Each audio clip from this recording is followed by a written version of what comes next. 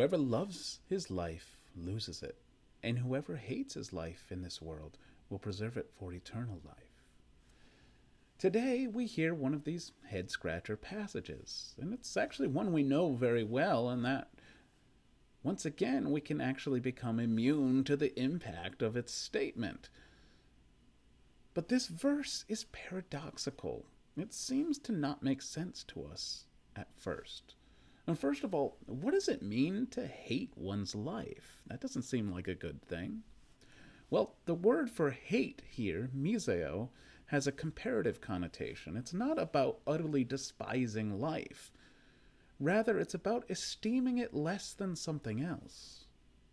But less than what? Less than eternal life?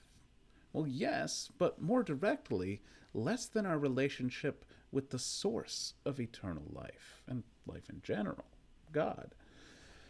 This passage is about aiming ourselves towards eternity, but it's also about living our lives now. The context of this passage is all about self-sacrifice and the willingness to lay down one's life. We're told that unless a grain of wheat falls to the ground and dies, it can't bear fruit. It can't give life. Now, this, of course, points to Jesus himself, who proves that in his own death to give us resurrected life.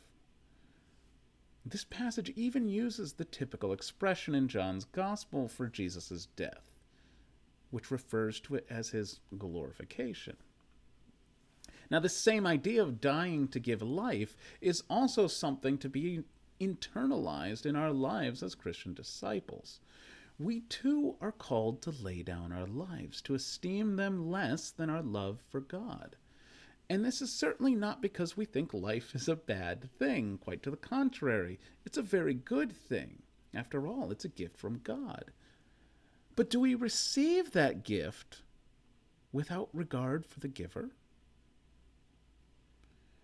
Now, laying down our lives can literally mean the potential of death for the sake of the faith or for the sake of the good of others. But it can also, in a more day-to-day way, point to the need to put aside the things that give us a little pleasure or momentary happiness in this life for the greater joy of serving God and living in relationship with him. In other words, clinging to life and the things of this world misses the point of life itself. Now, this doesn't just have eternal impact, then. Rather, the eternal orientation we're to take on impacts the here and now as well. Because the thing that gives our life most meaning is the thing we esteem even more than life itself. The thing we're willing to die for.